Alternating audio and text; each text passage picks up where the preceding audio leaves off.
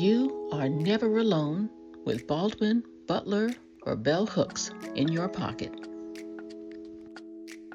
Aquava, welcome to Espresso Talk Today, where we see it, name it, and confront it. I'm Amma Robin, and I'm your host and guide for this podcast journey. Today, we're stepping inside one of my favorite places. You know that I love books, but today's place isn't just about books. It's about belonging. We are going to a bookstore, but not just any bookstore. It's a black bookstore. A black bookstore is not just a store. It's a sanctuary, a hub of knowledge, a refuge. I would even call it a revolution in the making. It's a space where we don't have to justify or explain ourselves. And I'm taking you into this world, not just to read, but to remember. And not just to learn, but to build. Let's go inside.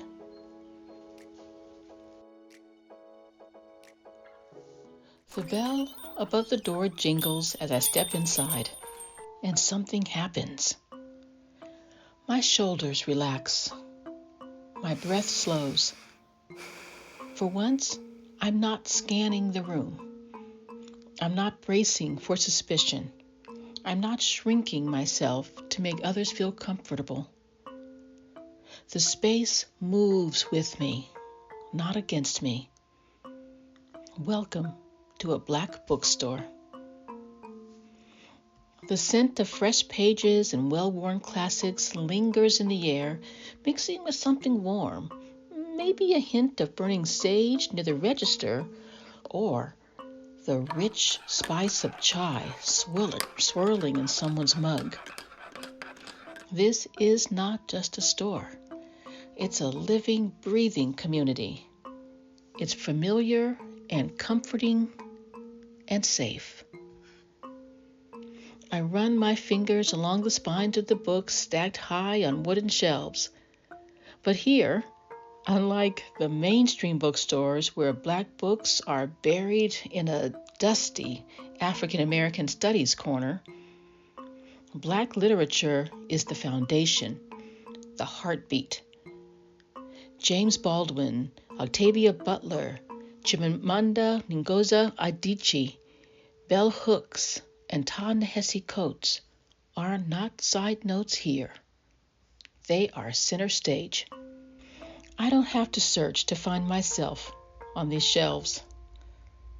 From across the room, I feel the elder behind the counter watching me with knowing eyes. Usually, I'm uncomfortable when store owners watch me in their stores. In mainstream stores, their eyes emit distrust, concern, and sometimes annoyance. I always know to keep my hands visible, to stay away from the books, and not to linger too long in any one spot. But this is a black bookstore. I didn't feel the need to take any of those survival tactics. Here, the eyes of the elder behind the counter felt like a welcoming gaze. You look like someone in need of a good book. I smile, nodding, because it's true. But what I also want is a reminder that I am not alone, and I had already found that. At a nearby table, a small group has gathered. Not just shoppers, community. There's a difference. Elders and teenagers, activists and writers, parents flipping through picture books with their toddlers were there. It's another reminder that this is not just a bookstore.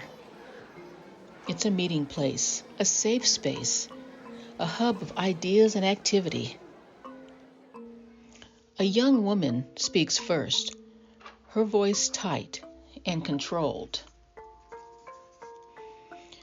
My professor said that we should move past race, that racism is just a distraction now.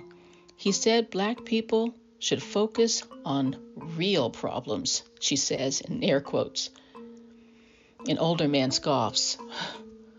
They love telling us when to stop talking about our own oppression, don't they? Another voice, this time from a young woman with the energy of a teacher, her beautiful locks flowing down her back. That's intentional, she says. Silence is part of the system. They erase our voices the same way they erase our history. They gaslight us until we start questioning ourselves. I nod, because I felt that too. The erasure, the exhaustion, the slow unraveling of truth replaced with someone else's version of reality. And I've also felt the anger at their arrogance. A little girl comes running and tugs at her grandmother's sleeve. Big Mama, did black people really invent stoplights? The grandmother laughs softly, tying the child's shoes. Yes, baby. Garrett Morgan. And we invented a whole lot more. Won't hear about that in school. Another elder appears at the counter and clears his throat. That's why spaces like this exist. That's why we read. That's why we remember. Because knowing our history is an act of power and defiance. He turns, pulls a worn copy of The Miseducation of the Negro from the shelf and slides it across the counter. My eyes widen and I hold my breath.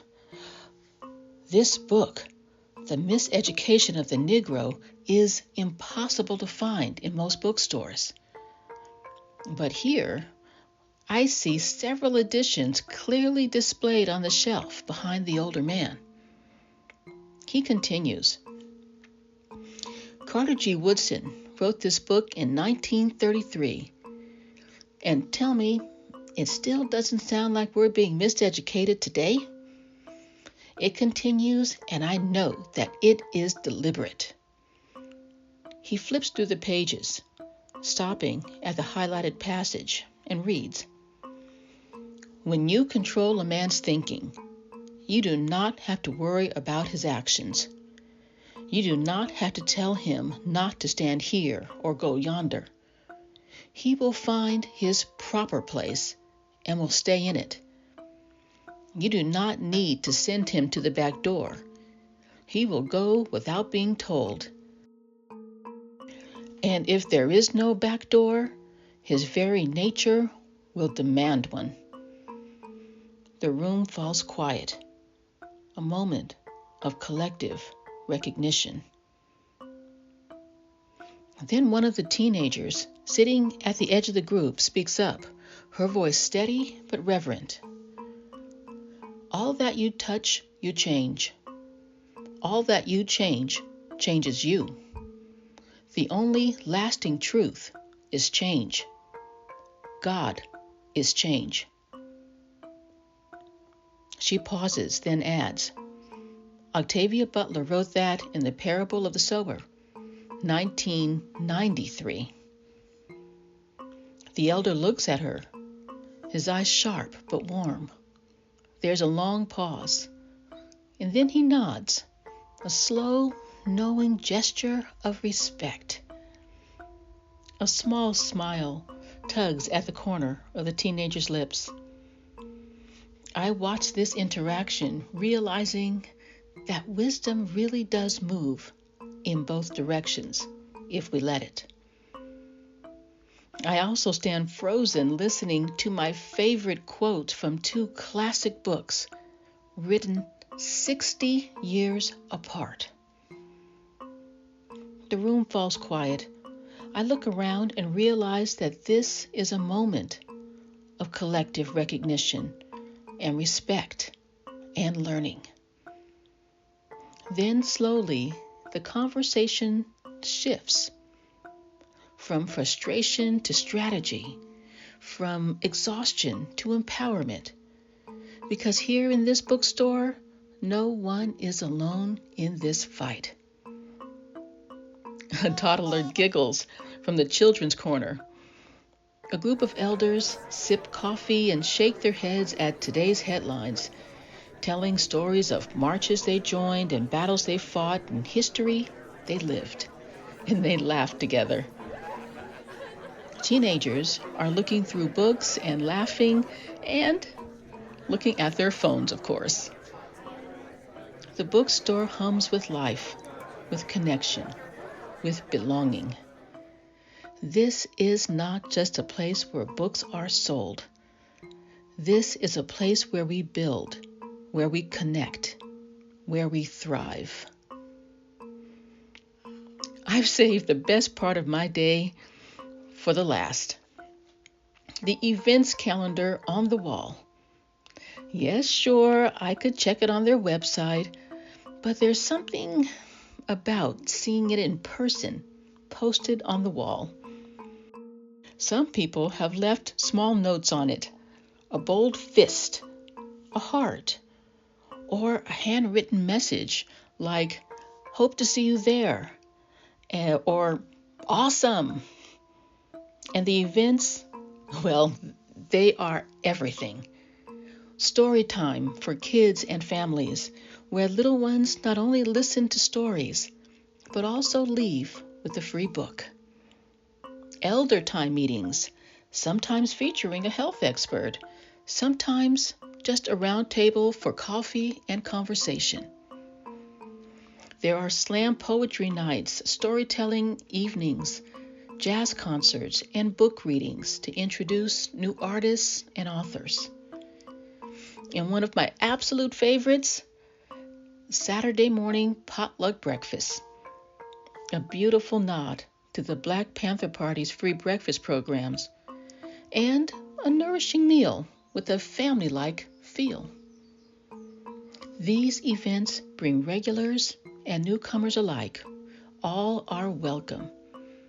Again, this is a Black-owned bookstore. This bookstore doesn't just sell books, it creates community. And as I stand there, reading the calendar, I realize something. This bookstore is not just preserving our history, it's making history. Every event, every conversation, every book passed from hand to hand, every breakfast served is part of something bigger. This is not just a store, it's a movement, and we're all a part of it. This is a Black-owned bookstore. So now we are going beyond the story. Asante Sana, thank you for being here. If you've been listening to my podcast show, you know that I love reading books and that bookstores are one of my happy places. But Black-owned bookstores are special. They are one of my, I like to call them soul spaces. I've talked about soul spaces in the past, and I will again. So when I decided to focus on Black bookstores, my soul just soared at feeling immersed in this community space. I remember I was recently visiting a Black-owned bookstore near Howard University. I had found several books that had intrigued me, and I was deciding which books would come home with me that day. I needed to sit and think. So I relaxed there in a quiet reading nook on a comfortable sofa. Before I realized it, an hour had passed while I had been flipping through pages and taking in the energy and just being. An hour on their comfortable sofa. And guess what happened? Nothing. No one stared at me. No one questioned why I was there. No one looked at me with suspicion. No one acted like I had overstayed my welcome. I was still welcome. I was still safe. And I was still in this soul space. This is the power of Black bookstores. Historically, Reading and education have been withheld from us, criminalized and punished, and sometimes severely. We've been looked at suspiciously for browsing through bookstores. We have faced surprised looks when we purchase certain books. Do you really read stuff like this? Have you been asked that too? We've had our purses and backpacks taken when we enter, while others just walk around with their backpacks, shopping bags, and oversized purses on their shoulders as they browse through the stacks. And I notice that mainstream bookstores only have a Black Books table during Black History Month that quickly disappears for the rest of the year, along with most of their Black authored books. I assume that they get sent back to the publisher. Black spaces of knowledge, reading, and connection are disappearing. And this includes public libraries. Public libraries in our communities are underfunded or non-existent. I remember as a child, my brother and I would be so excited to spend an afternoon in our public library. But most public libraries in Black and brown communities have disappeared now. Just think about it. Ask yourself, how many libraries are in your community? Does your school have a library? And the disappearance of Black learning spaces is not an accident. It's systemic. This is why Black bookstores are more than just places to buy books. They're hubs of knowledge and community and empowerment. They are the classrooms that we're often denied. They're the libraries that we might not have. And they're the spaces where we don't have to prove ourselves before being allowed to enter and exist. Black bookstores are where we gather, where we strategize, where we learn, and where we unlearn. They're defiant against erasure and against invisibility. Black bookstores are about survival, about resistance, about knowing our stories when the world tries to erase them, and about seeing ourselves fully, boldly, and unapologetically. So the next time you find yourself near a Black bookstore, make the effort, step inside, find your history, find your people, and find yourself. Because these spaces are ours, and they will always matter. I would love to hear your experiences in Black bookstores and to know whether you have a good public library in your community. If so, then cherish it. And if not, then demand it.